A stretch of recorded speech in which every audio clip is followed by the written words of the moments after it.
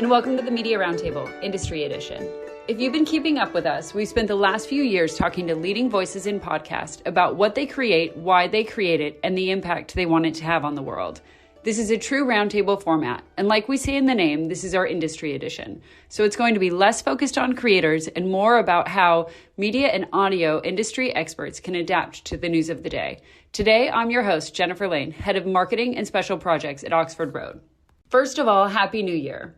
And as we head into 2023, we wanted to start with a look back at how the industry changed in 2022 and how we expect to see those shifts continue to take shape this year. I couldn't be more pleased to share the list of industry power players we have sitting at this roundtable today. I'm joined by Dan Granger, founder and CEO of Oxford Road, Alyssa Meyers, journalist at Marketing Brew, Bryan Barletta, founder and partner at Sounds Profitable, and James Cridland, founder and editor at Podnews. As we recorded these conversations, we got so carried away in the topics and by the wisdom provided here that we had to throw all hard stops out the window. So rather than sharing a 2-hour episode today, we decided to break it into a 2-part series, the first of which you will hear today, and the second will be released next Wednesday, where we focus on our predictions for 2023. So without further ado, welcome to the Media Roundtable. Let's dive in. Topic number 1 about 2022. I think we love to refer to podcasts as small and emerging and boutique, but this year we saw a pretty significant change in the way that advertisers are looking at podcasts. And so, Alyssa, do you want to talk a little bit about sort of Advertising Week and podcast and the growth there that we're seeing on the main stage? Yeah, I think this is pretty straightforward, not so in the weeds like the last conversation. But, anyone who attends Advertising Week or who knows about it, which is presumably everyone in advertising and marketing, got to see that podcasting and audio had its own stage, its own track at Advertising Week in New York this year. I think that is a pretty big deal. That is sort of one of the biggest industry conferences. When they set the agenda, you see podcasting, you see audio and sonic branding up there on stages next to all the biggest topics that everyone's talking about, social and influencers and CTV and, podcasting's right there. The podcast upfronts have been happening for years now. So I just think that having it at Advertising Week was a signal to the industry to say, hey, we're paying attention to this. You should start paying attention to it as well. It's accessible. It's right here. Come and check it out. For those of you who have maybe never thought about audio in your marketing mix before, that's kind of how it felt this year. It was there, which is a big deal, but it did feel kind of like an intro level class, I'll say. Do you feel like podcasting is doing itself a disservice by calling it podcasting instead of audio? Like we talk a lot about it in podcasting as video. Yeah, but we talk a lot about podcasting as video, like getting into video, but we all really just mean YouTube. But by calling it video, it's a category. By calling it a YouTube, it's a destination. Alyssa, I mean, was it represented as podcasting or audio at Adweek? It was both. I think it was a combination of both, which is what my beat is, right? Like I write about podcasting and audio. Podcasting is its own thing. Audio is, music and marketing, TikTok, sonic branding, that sort of stuff. It all goes hand in hand. Like you can't really have one conversation without the other. So I think podcasting was like itself, its own thing. Audio is kind of like, okay, it seemed like that was represented as podcasting sits in this category, but so does a lot of other things. Gotcha. Well, and I know, Dan, you've thought a bit about calling it spoken word, and I think there's so many different names we could apply. But I guess, though, Bryan, if you open it up to audio, then do you have to speak to each of the channels, or can you just speak to podcast and call it audio? Well, I mean, I think outside of the on-demand nature of podcasting, a lot of the same things apply, right? Like the sonic branding applies to all of it, right? As long as when you get away from the ad side of it, really, everything else can kind of be valuable there. I mean, it can be live and it can be, on demand. It can be so many different aspects of it. It's listened through a headphone or a smart speaker. I just wonder if we're doing ourselves a disservice by fragmenting out podcasting, which is doing pretty well. But I actually don't know the stats of like ad sales and streaming music, mostly because it's proprietary. Like there's no open streaming music format. Audiobooks continue to do well. But what my favorite thing is this year, every now and then I'll be talking to someone on the podcast side and I'll be like, I got a great idea. Hear me out. terrestrial radio. And I like have to stifle laughter. I'm just like, oh, wow, how brave and unique. Like no one's ever thought about that before. Tell me more. And it's interesting because the blend, right? Digital going to like those podcast people being like, well, what happens if I got my podcast on the radio? Would that be beneficial? And the radio people being like, well, what happens if the show didn't disappear the second I was done broadcasting it? I don't know. I think audio overall has a lot of room to be explored. I like spoken word. I just think that there's so much in broadcast and podcast overlap that, I mean, heck, the inflated numbers wouldn't be terrible either, too. Well, okay, so there's a couple things to keep in mind here. It's a really interesting topic because, like, we're coming up on our 10-year anniversary. We almost named the company the Podcast Agency, but I was like, I didn't want to be pigeonholed, right? 10 years ago? 10 years ago. Wow. Yeah, okay. yeah. Oxford Road was almost called the Podcast Agency. But we thought, well, you're never getting rid of the live content in audio, regardless, whether or not we were going to expand horizontally into video platforms. We knew that satellite radio, terrestrial radio, what would become streaming. I see streaming as the future of terrestrial. There's always going to be live feeds that you can listen to for news, for sports, for jukebox radio stations. Like that's not going away. It's just going to shift in the delivery mechanism. But if you look at the size of the businesses, even today, you still have twice as many people that are listening to terrestrial radio on a weekly basis as we do all podcasts. The revenue of streaming audio dwarfs that of podcast. The difference is podcasts are super cool and edgy and you care. Like you will wear a t-shirt about your podcast that you like. You're not going to really do that about your radio station anymore or like your preferred streaming playlist. Like that brand value isn't the same. And it isn't all about like all of these influencers. You got 4 million influencers and you've heard of like thousands of them. And you don't have former presidents having, their new radio show on Z100. Like that's not what they're doing. It's podcasts. So like the hype machine around podcast is what's making it the term that everybody wants to talk about. But the dirty little secret is the business and the reach and the universe of everything audio outside of podcasts is still bigger. It'll always be bigger, but it's not what you lead with. But that's why the spoken word is so attractive, because at some point, like, it's very cool that we can blend video and audio together or podcasts together right now and how you sell it. But like, you look at that under a big enough microscope and it kind of looks like selling direct mail in podcasting or selling a billboard in podcasting. They don't match. It just sounds cool that it's a podcast with a video, but if it's spoken word, well, that is the right umbrella. Well, but what do you think about YouTube though? Because I feel like they're forcing the issue. There's been YouTube influencers and then there's been podcasters, but now YouTube's like, hey, we're podcasting as a platform and everybody's got a visual aspect. So is it the spoken word? We're having a very, very hard time anchoring around one term that we can all live with because it kind of undermines even calling it audio. It's a topic. I want to hear Alyssa's 2 minds about it. Yeah, definitely. I haven't said anything because I'm split. I think there is value in calling it what it is. Like if you're selling podcasts, you need to say that it's a podcast. People need to understand that this is something different. It's the conversation we just had. Like if people are confused about what exactly the content is, if a brand is confused that the actual thing that they're advertising in is an RSS feed, they're going to be even more confused when you try to talk about CPMs and attribution and all that other stuff. So I think there is value in saying like, this is a podcast and this is what it is. And this is where you're advertising. But the video YouTube point, like that absolutely can't be ignored. I read a report from Morning Consult this morning that said the platform Gen Z spends the most time on isn't Snapchat, it isn't Instagram, it isn't TikTok, it's YouTube. Like that's where people are. As a brand, you need to be there. If you're creating a podcast, it almost seems like 100% you need it to be on YouTube. And yeah, what Dan said, YouTube is forcing this conversation. They are saying, hey, we're selling podcast ads now, which is really just like podcast hosts with video ads on YouTube. And all of that language, I think, just causes more confusion sometimes. So we need to, get to a consensus. And I think the more information that everyone has, the better. But yeah, you can't deny that podcasts often go hand in hand with like a YouTube video or something. I think that thing real quick on that is that podcast, like, because nobody owns podcasts, YouTube is just like, yeah, we got podcasts, you can advertise on them. And it's like, cool. So how do I upload my video on there and label it as a podcast? They're like, well, you don't. And it's like, but wait, you're selling it. And they're like, well, are we? And it's like, oh shit. Like, what are you guys doing? Like, where is like this relationship? You're capitalizing on the name of it.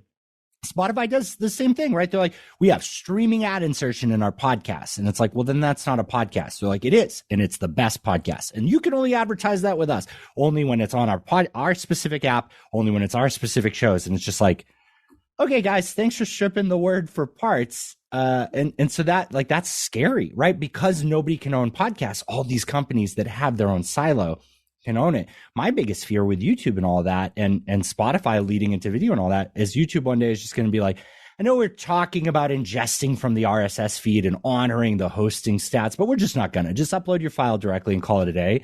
And Spotify is going to be like, that sounds great. Forget this RSS thing. Upload your file directly to us. And then things start to get messy. This is why podcasts is something that Spotify and YouTube don't have to honor. They can call it YouTube audio and they can call it Spotify shows, right? And then podcast is something left behind. But if it's spoken word, I mean, spoken word's anything, anywhere that can be recorded, isn't recorded, is broadcast, is a conversation in a classroom. That's why how we really like put the ball around this industry. People are going to start picking us for parts soon because we're open. So I want to put something on the table for you luminaries. I want to suggest a motion right now that we just ask Adam Curry and leave it up to him. Like, let's let him decide what should be a podcast and not. We all, whatever he says, that's what we're going to do. Would you guys be okay with that? To me, and pass this by him. My thought is that a podcast is a piece of audio focused content, right? That a publisher can distribute from one hub.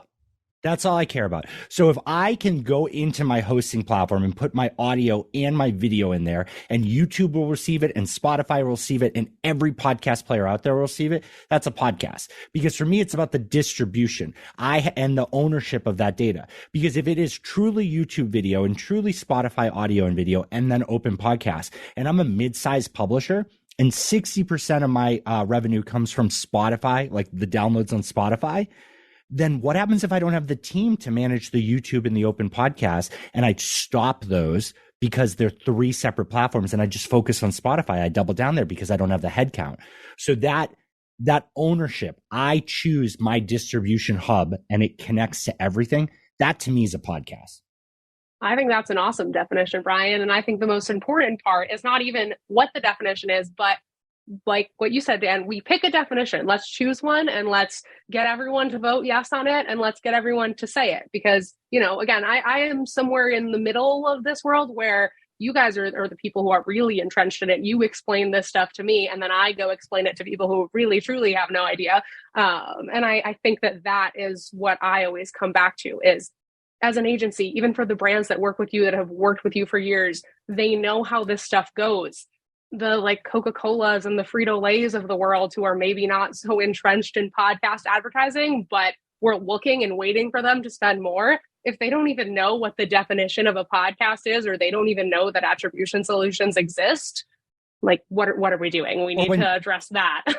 Yeah. When 6 partners are yelling at them different definitions too, that's even worse. They're going to walk away, go spend that money on CTV, which is exploding right now. But Jennifer, I think we need your help here. Matt Chapo is on either a later version of this episode or another episode. Occupy the IAB. I think that's what we're driving towards here. Occupy, I think I'm hearing the call. We need to do a camp out. We need to tent in their offices until they make a decision on what this is. We can all vote, but then they have to actually send the email out from an IAB.com email address instead of like leaking it weirdly on their website and not promoting it in any way. You know what? I'm on board. I'll sponsor a tent. I'll sponsor a couple of tents, but can we do this in the spring? I don't really think this is the time to be. Yours is the wristband tent. It's going to be all the good couches, the good liquor and all that. They normally have very good catering, so that we don't need to worry about. There we go.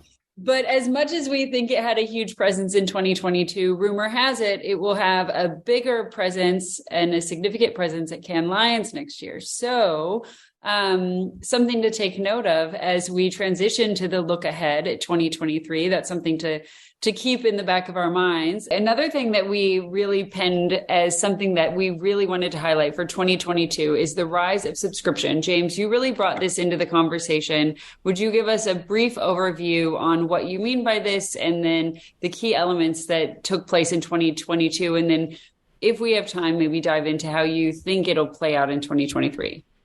Yeah, I mean, I think subscriptions were really interesting in 2022. Obviously, Apple really launching them in a big bang, making sure that people were aware of what you could do in terms of paid for podcasting. Spotify has a paid subscription service out there too. But there's also very large companies, particularly in Europe, doing lots of really interesting work around paid for podcasts. So instead of advertising paying the bills, or perhaps as well as advertising paying the bills, you as a consumer pays a certain amount to get that particular podcast, or maybe a bouquet of different podcasts and so on and so forth.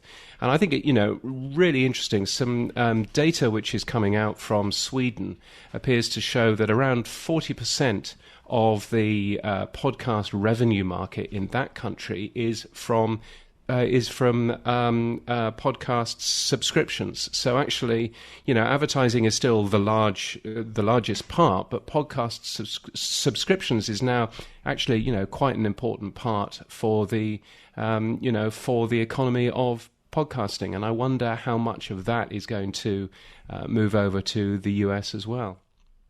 Well, and do we have any data on Patreon or from Apple suggesting what their revenue is today?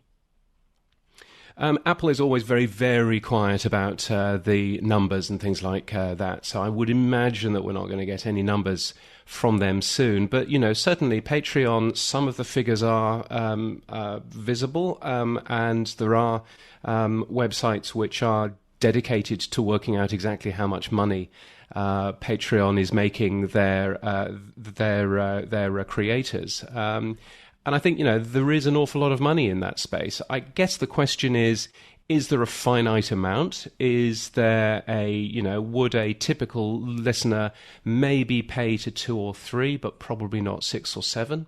In the same way as, is there a finite amount for Netflix and then Paramount Plus and then, Hulu and then whatever the other services might be? Would that happen in the podcasting world? I don't know. And what that means, of course, to advertising, because if one of the reasons for you to subscribe to your favorite show is to get ad-free versions of that show, then what does that mean to advertisers that want to reach that particular audience? Well, I think this is super interesting also when you look at the Wondery example where you're paying for early access, and then how much does it really mean to you to listen to the President Biden episode 4 days earlier when you could just wait and get it for free? And I would be very curious to hear what their subscription numbers are and what the turnover in that subscription is, because maybe I just want to pay the $5 to listen to the President Biden episode, but then I cancel because the next episodes I know I'm totally fine to wait to hear the interview with the guest. Yeah, and I wonder whether part of it is actually, that intimate relationship that we have with our favorite podcasters. And I wonder whether part of it is just purely people wanting to help support the shows that they have listened to.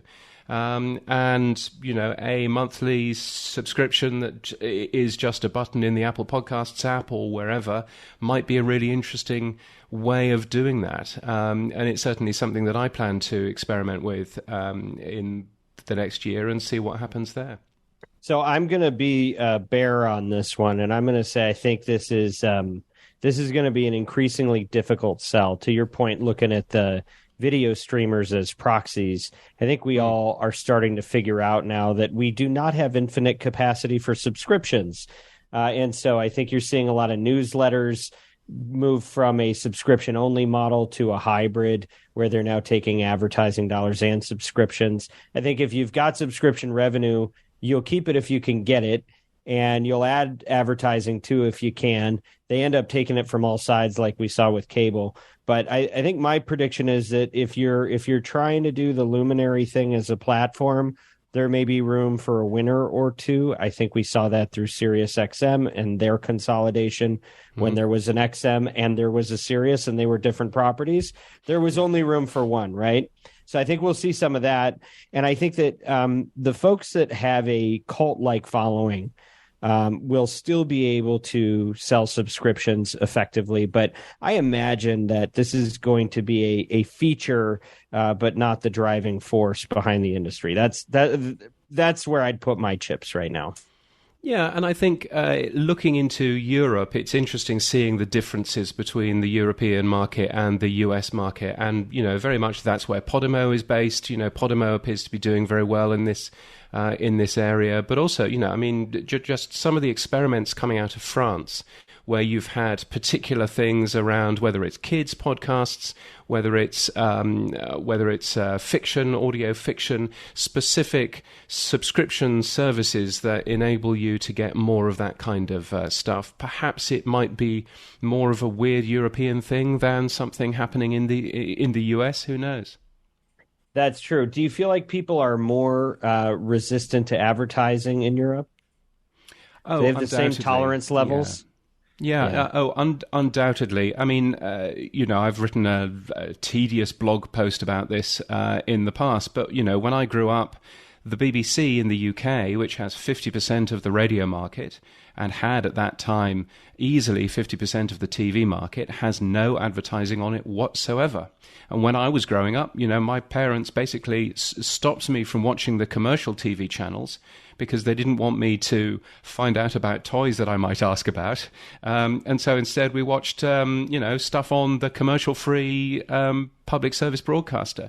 And actually, that's the same in many parts of Europe as well, in that you've got a very dominant commercial-free broadcaster. So therefore, you actually feel, oh, gosh, advertising whenever you hear that. So I think it is a very different model. But there again, it's also very different in terms of we're used, I say we because I am European originally, we are used to paying for our media in different ways, maybe through taxes and stuff like that. And so therefore we're much less likely to give money to our favourite podcasters, to our favourite media personalities, because we know that they're already getting paid elsewhere.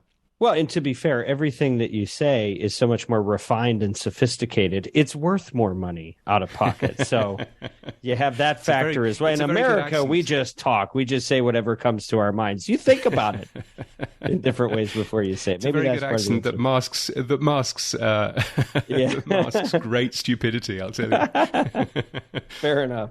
Okay. Well, not in this scenario. I could speak for everyone. It's definitely not doing that. Another topic that you thought was super interesting looking back at 2022 was this balance between a download and a listen and the sort of evolution of open analytics. Do you want to get into this a little bit more? Yeah, I mean, we've seen over the last year, we've seen some really interesting stories about companies who have, for example, bought ads in games, in Subway Surfers, for example. If you wanted another life, then you had to go and listen to a little bit of a podcast. You clearly weren't going to listen to the mid-roll and the post-roll, but you listened to a little bit of that, and that was an IAB valid download. And similarly, there's auto playback that we saw from Samsung Free at the end of November, which again was apparently IAB valid downloads as well, even though those were automatically played and people heard about 20 or 30 seconds. My worry around these stories is they won't go away. There will be more of those stories next year around what a download is and how realistic a measurement of download is for who has actually heard the ads. And I think that there's two things that come from that. One thing is open analytics, making sure that the data around your downloads and your plays is open for others to inspect, and that may be everybody. The OP3 project, the Open Podcast Prefix Project, as its proper name is basically allowing anyone to see your podcast logs. Some people may be a little bit nervous about that, but certainly allowing advertisers the opportunity to actually dive into the logs and understand what's actually going on. So there's that sort of side of it. The other side of it is, frankly, how long is a download going to be the thing that we sell on podcasts? And should we be moving over to the listen metric rather than a download metric? And if we do that, then aren't we just handing over the entire industry to Spotify that has that metric and can offer that metric to everybody? And basically everybody else goes, oh, well, we don't really have that metric and we can't offer that. So real gnarly questions, I think, in terms of how we measure podcast downloads or listens.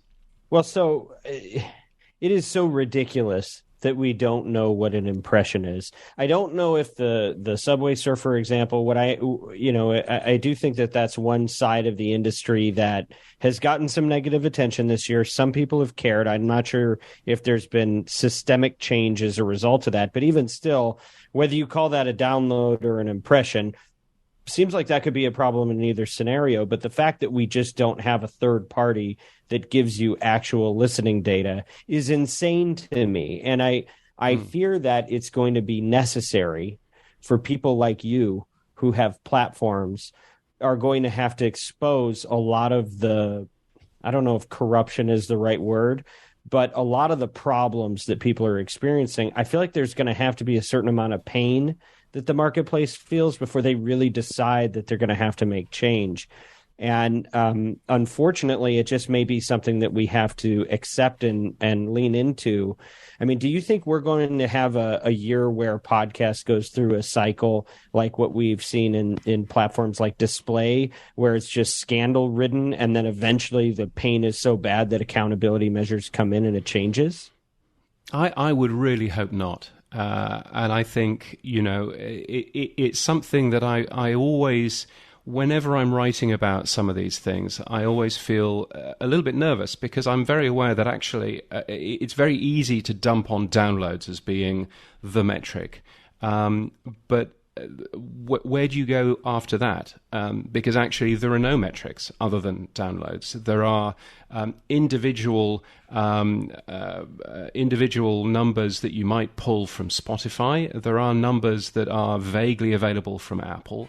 But that's kind of as much as we've got to. And you'll remember NPR's RAD idea, which was about 3-4 years ago, which was specifically around this. How can we measure when people hear the ads in the shows? And that was kicked back for a number of different reasons. One reason was privacy, and I think that there was a good reason for that. But the other reason was that it was actually very difficult to convince the podcast app developers, and particularly Spotify and Apple, to put this type of measurement inside their app. I think we're at a bit more of an advanced stage now where actually, there is understanding around plays and listens and where people drop off and everything else. And perhaps it's time, not necessarily to reopen RAD, but to have a look at some other types of technologies which can at least give us a sample. And if we've got a sample, of course, broadcast TV is sold on a sample. Newspapers are sold on a sample. If we've got a good sample that might be 40-50% of all of the plays out there, then we've got some good numbers at the end of the day to give to advertisers. James, have you ever had the chance to do a comparison of a program where you could see downloads and impressions to come up with some sort of a shorthand or formula for what you think the download number actually represents? What I have been able to do, and this was after a bug in the Apple Podcasts app, was actually work out how many downloads are never listened to. And that's sort of one side of this equation. And that number is around 13%. So it's not an awful lot. It's already built in to the pricing. It doesn't come as a surprise to anybody, I don't think. And so I don't think it's worthwhile shouting about, but that number is there. And around 13% of all of the shows that are downloaded are never played. The more interesting question is how many of the mid-rolls are heard, how many of those post-rolls are heard. And that's numbers that are much harder to come by. The only people that would probably know that are Spotify, because they have a closed platform. And Apple will know much of that data, but Apple don't necessarily share that data with anyone. All right, so tell me if you've ever heard of any of these companies. Indeed, Shopify, NetSuite, Headspace, Quip, Theragun, Postmates. I'm not only the host of the Media Roundtable, but also CEO of a company called Oxford Road, and we are the world's leading independently owned and operated audio ad agency. And what that means is that we help great companies, many that you have probably heard of on some of the other podcasts that you listen to. We help them test and scale campaigns in audio channels, with podcast being one of those leading channels. Some of the work that we do includes media planning and buying, as well as analytics, attribution, and insights. And we also have a very special way that we deal with creative and copy generation. We have our own proprietary process called Audiolytics that allows us to score ads for their persuasiveness. If you're looking to be involved in audio and you want a partner that can help work with you to make sure that you achieve unprecedented ROI and massive scale, you should get in touch with us at Oxford Road. And by the way, the only reason that we're able to do the work of the Media Roundtable is because we have a great team at Oxford Road that supports us and makes it possible. So, what we're doing is not just a podcast, but we're really trying to help brands live out their values and balance that with their business objectives, which is an increasingly hard thing to do in this world of misinformation and malice that's infecting so much of our media. But at Oxford Road, we don't want to just broker this stuff. We want to impact the industry for good. We want to raise the bar on what gets created. And Oxford Road is helping make that possible through the Media Roundtable. So if you're somebody that's interested in working with an ad agency or a partner on this type of work for your advertising campaigns, go to oxfordroad.com. It's easy to spell. And get in touch with us, or at least just sign up for our free newsletter, The Influencer. That's oxfordroad.com.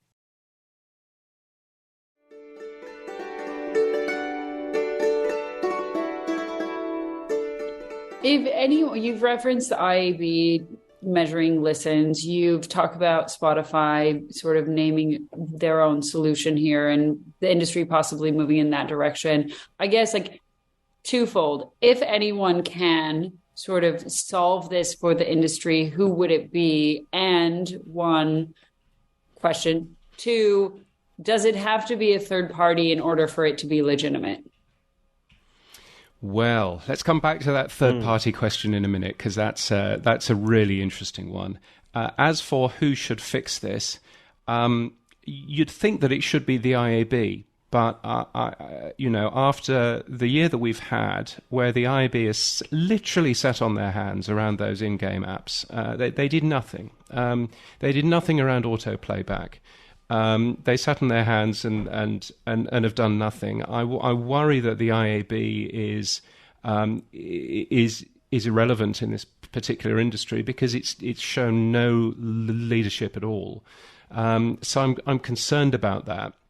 So the question really is, who should be driving that? And I think it should be a set of people from the industry who should be driving that. It's clearly not going to be the IAB, but is there a way that we can pull together the same type of people that are in those IAB conversations, but actually move this industry forward?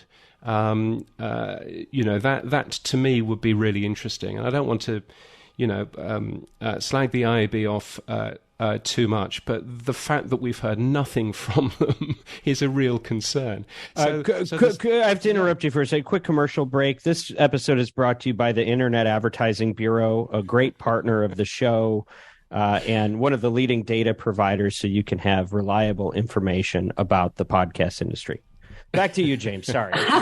Well, to that point, I think I obviously am biased. I love Matt and the whole team with the IAB and Eric. I would say I have been involved in some of their events, most recently the Audio Leadership Summit. And I do believe these conversations are getting started where people are in a room, rolling their sleeves up, hashing it out. I mean, people almost came to blows in the last conversation when we talked about this. They haven't yet shared much of it externally. And so in that regard, I do think you're right, but I do believe that they're getting there. I hope to see it in 2023, and that's my prediction for the year ahead. well, that's a good prediction. I'm looking forward to it. I mean, hats off to you, though, James. You're a true journalist, and you say what you think. So good for you for stating your case. No, it is what it is. Alyssa, as we take a look back at 2022, you put together a story about Spotify, Podsights, and Chartable. We'll share the links in our episode notes with the audience in our newsletter, but do you want to sort of just dive in and give an overview to this complicated relationship? Sure. Yeah, that was one of the first things that came to mind when I was thinking about kind of a look back on the podcast advertising industry, specifically from this year. It was a huge deal. Eventually, Spotify revealed, I think, that they paid $295 million for Podsights, Chartable, and two other companies. And even before they shared that information, it was just a big deal, I think, because it brought sort of podcast attribution more into the conversation, whereas companies like Podsights that did this sort of thing existed. I think a lot of brands were still kind of saying, okay, we don't think there's good attribution or measurement in podcasting. This happened. And I think a lot of companies were finally like, okay, this type of thing exists. I wrote a couple stories about why and how it exists. And Bryan could actually probably speak to this a little bit better than I can. He's one of the people that explained it to me. It took me 2,000 words to basically say, this is why we in the industry needed a Podsights or companies like this to create an entirely different attribution system for podcasts from the ground up, because it's a digital medium, but the content is not exactly the same as a YouTube video or a social video where there's cookies and all that stuff. It's an RSS feed. And that is sort of the base problem, again, that Bryan could probably speak to better than I can. But yeah, that acquisition happening this year, I think really made everyone stop and think and say, okay, what do we have for attribution in podcasting and what do we still need to address? All right, Bryan, you've been called to the plate. Yeah, it was one of the biggest home runs that we've had in podcast ad tech for acquisitions and all that. I mean, I think it's some of the largest money that's been spent on that technology, especially one that doesn't include necessarily like hosting or any content associated with it that can be sold. It's simply a service or a tech product that is attached to so many things. It's amazing. I mean, I think first off, agencies like Oxford Road and other partners out there were skeptical. As a buyer or representing buyers, being able to punch back and say there's not good attribution allows room for negotiation on price. That's the truth of it. But Podsights came to the market and did an amazing job marketing themselves and their value, and either told people that like inspired people to work with other partners like Claritas, Chartable, and many others in the space at that point, or bought them into their model. And all of their models are pretty much the same thing in the sense that it was publishers sign, like the one person holds the contract, right? So the agency, the publisher signs up and has an account. The advertiser has an account. So that's 3 accounts per, basically per campaign, which is amazing, which is how these became so much table stakes in podcasting. And Podsights, which wasn't IAB certified, did an amazing job of marketing Chartable to be a measurement company instead of an attribution company. And we all bought it. The technology was very similar. It came down to customer service and sales and all of those things. But that acquisition was a shot across the bow of podcasting, right? It took 2 of the 3 major partners. I think at that point, I would consider Podsights, Chartable, and Claritas the top 3 or the main 3 when the acquisition happened. And it made them first party data. That whole has disrupted growth in technology for 2022. We've had some growth in programmatic. I think we've had more awareness in things, but I think there were a lot of people evaluating what's next, what's new. Attribution is cornered. And when those were pulled into first party, we saw a handful of companies pivot to that. I mean, Alyssa in her notes mentioned Gumball has a pixel now. Podscribe has a pixel. Magellan launched a pixel. ArtSci ramped up a bunch. Veritonic moved from just brand studies like surveys to actually pixel-based attribution. There's a company called Measured that's moving into this space more. LeadsRx is actively here. LoopMe. There's so many partners that looked at that as a hole to fill, and it's been great. And they're all really smart and going about it in different ways and realizing that they have to do better than the people who came before them. But that's so many companies focused on attribution. It's I wonder, all incredible positive developments for the industry. I wonder though, I mean, speaking to maybe the darker side of it, when it comes to grading your own homework, is this something that we have to be concerned about by them going in-house at Spotify? Yeah. So this has been the whole problem, I think, that we've experienced as an agency. Number one, Brian's right. They're selling attribution services for podcasts at the mall now. They have kiosks where you can just go set up, and it's a Tower of Babel. Nobody can actually agree on one source of truth for anything.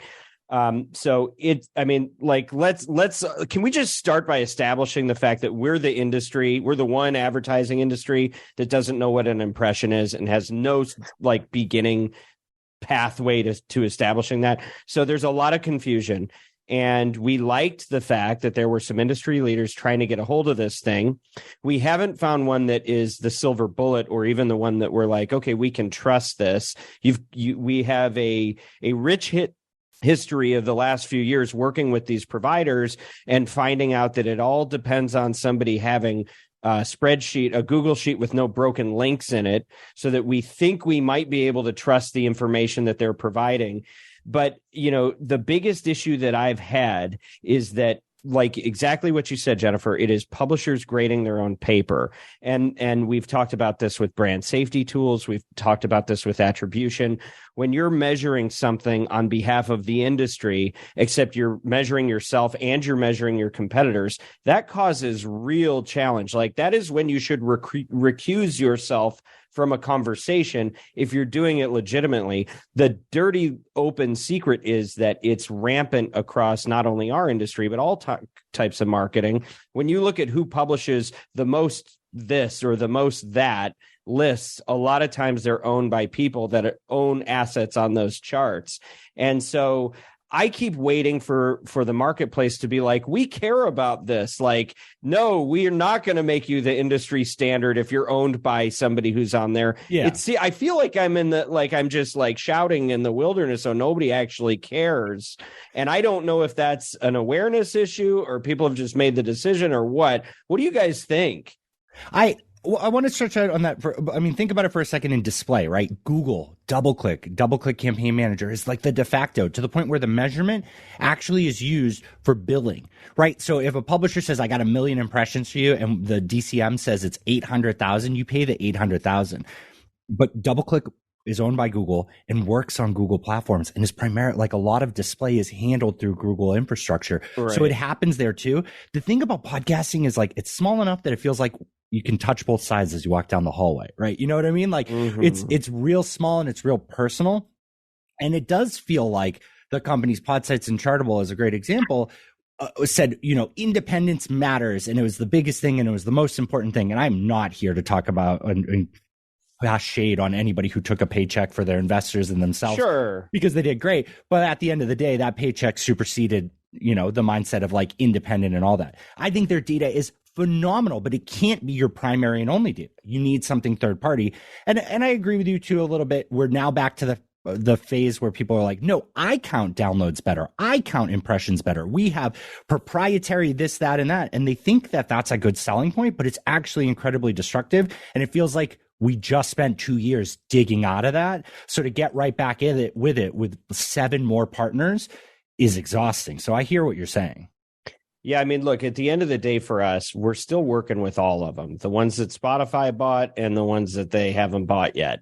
I'm waiting for one really good one to emerge where we feel like it's a smooth interface and the conclusions align with what we see through other mechanisms. Very, very hard to do that. But at this point, I think they're fair game.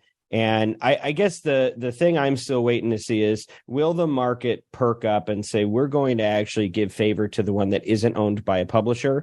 I would hope that they will. But in the meantime, people like me continue to know that and do business anyway, depending on what the situation requires. Well, and I think third-party data verification is hugely important.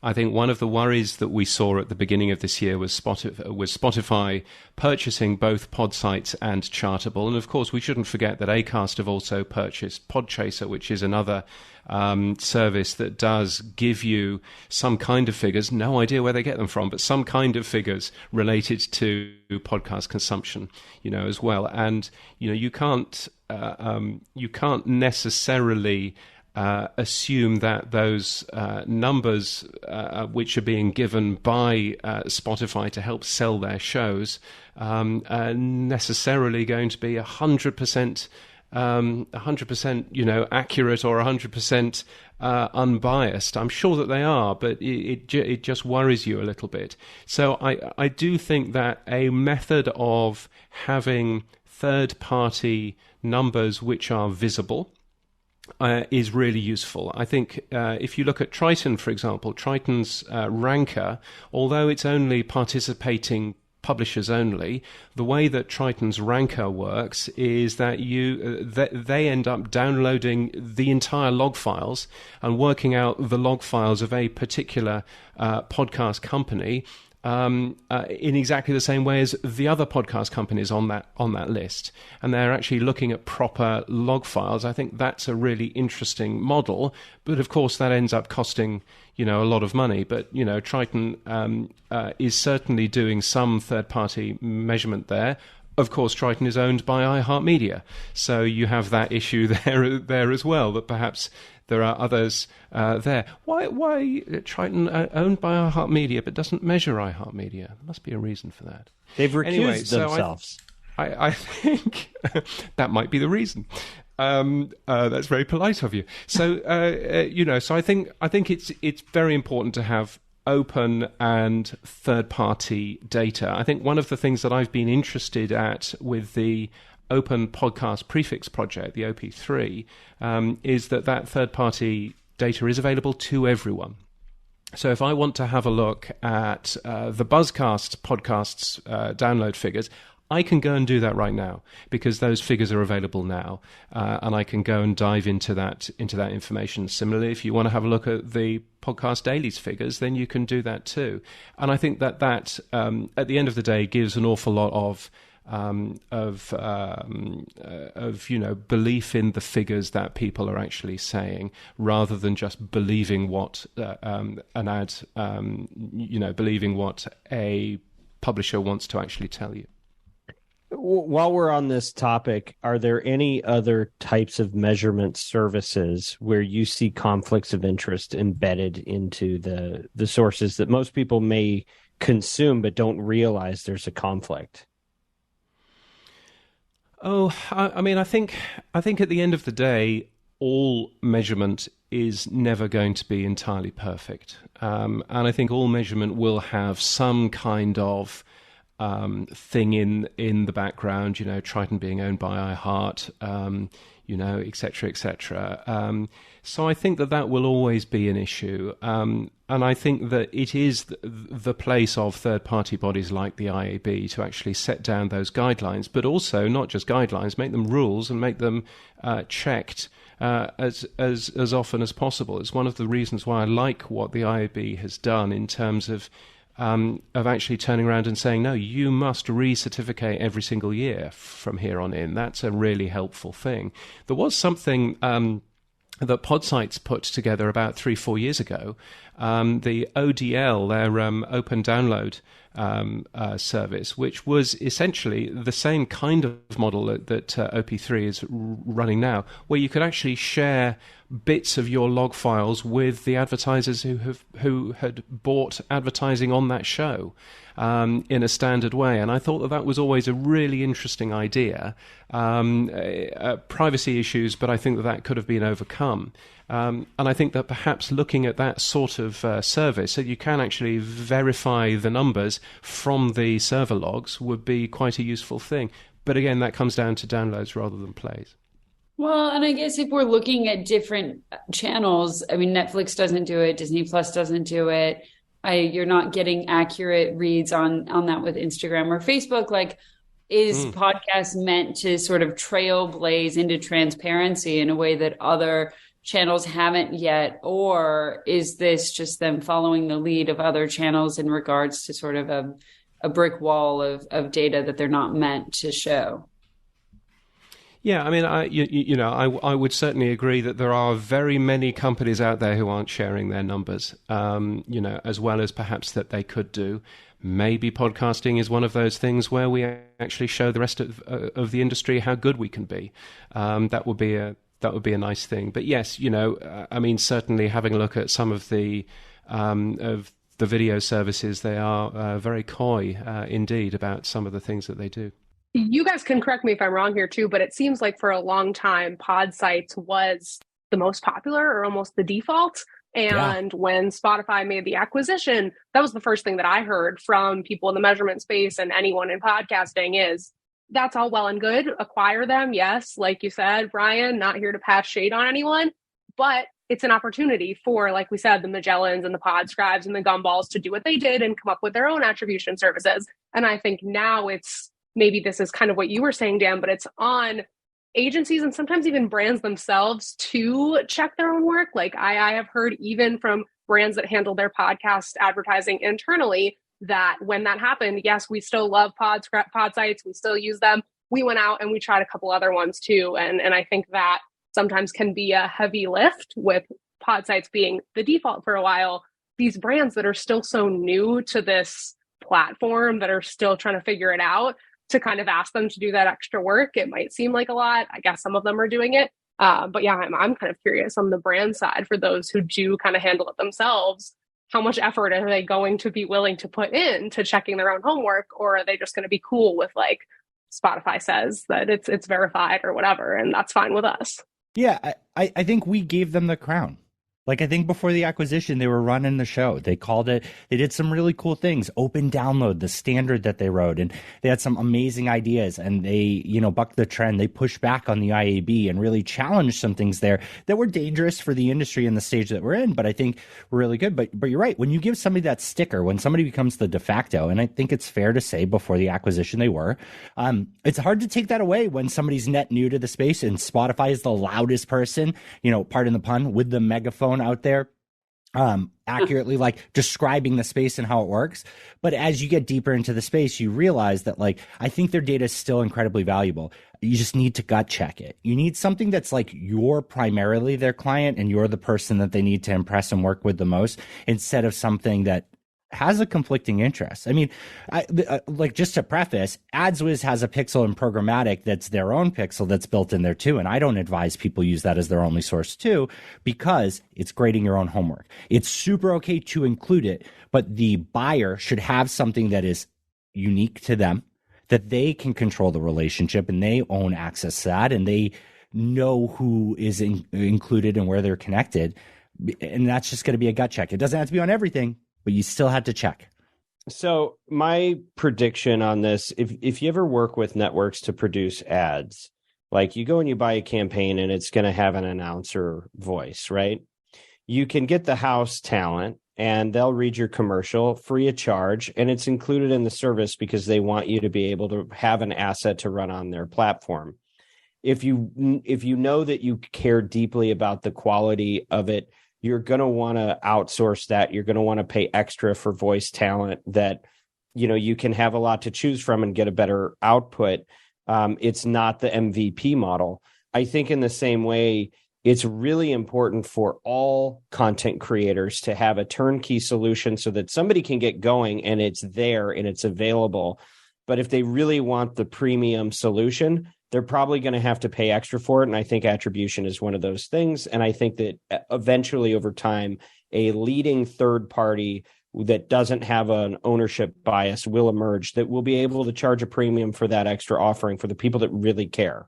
And 15 minutes later, Spotify would buy them. No, but correct. Yes, absolutely. But I agree with you. I mean, you're exactly what you described is why Walmart makes their own chips.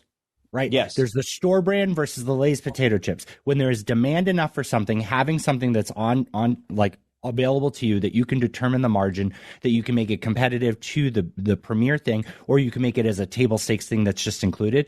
Have the upsell paths. That's great. But yeah, the partners that are integrated everywhere are going to be the ones who have the opportunity to win out as a standard.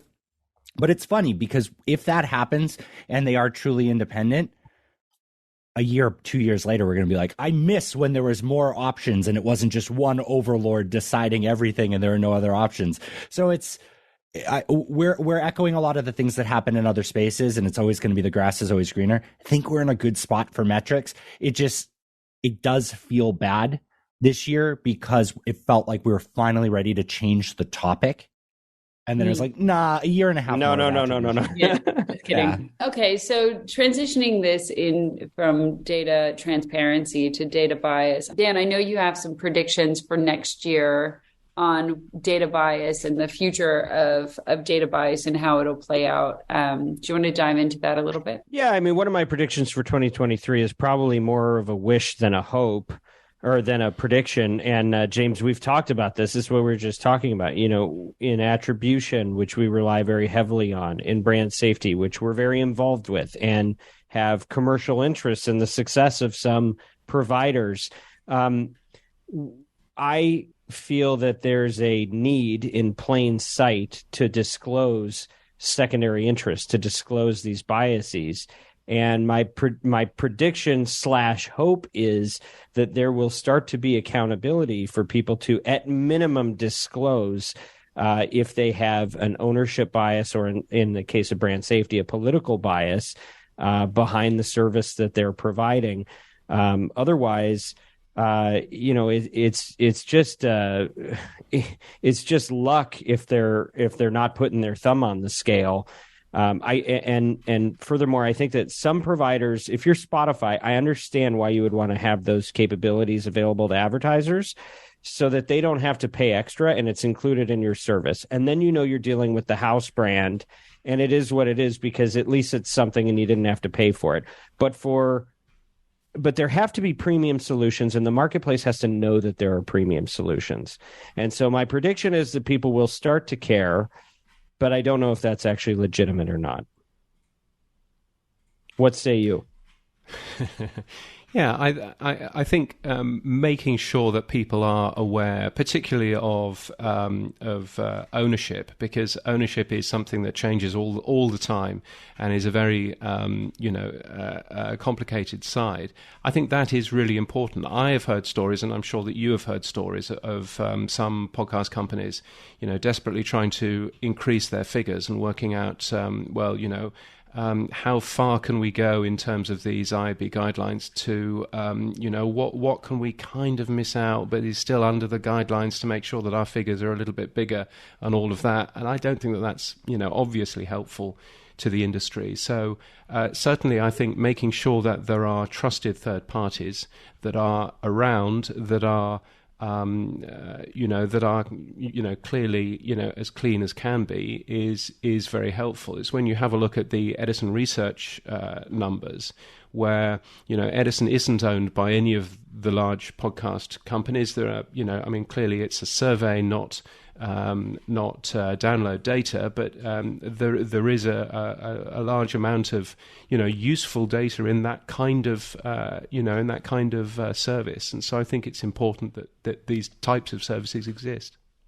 And do you think that the marketplace cares or could care, and if so, what would cause them to care? Oh, I think the marketplace cares. I mean, certainly if you remember when Media Monitors was producing lists of the most popular podcasts, and people very quickly realized that Media Monitors was owned by iHeart, and there were certain things going on there, then you did see quite a lot of chatter around, well, why would I look at those numbers? Because those numbers don't don't appear to bear any resemblance to the other numbers that we see, but also there's that ownership. There's that ownership side. They're a good company, and I've worked with them, personally. So I'm not saying that they're bad numbers, but I think that there are questions around numbers that are produced by a company, and I certainly think that a third party makes an awful lot of sense in that in that regard. And you can have a look, of course, at TV and radio as examples where there is a third party company that produces the numbers for you, and that's been very helpful for those industries to continue growing, because that they are numbers which are coming, not just from their own marketing team. Okay, we're going to cut the conversation here today and release part 2 next Wednesday. So stay tuned for more industry insight and our predictions for 2023. As always, this show is dedicated to our mission of mobilizing marketers to advance truth and civility in journalism. We want you to not just know the news, but to use it for good. If you're a marketer looking to balance your business objectives with your brand values, reach out to our agency, Oxford Road, by visiting oxfordroad.com and subscribing to our weekly newsletter, The Influencer. Thank you to our guests and to Kyle, Bianca, Shayla, and the team at Podcast One. And as always, influence responsibly.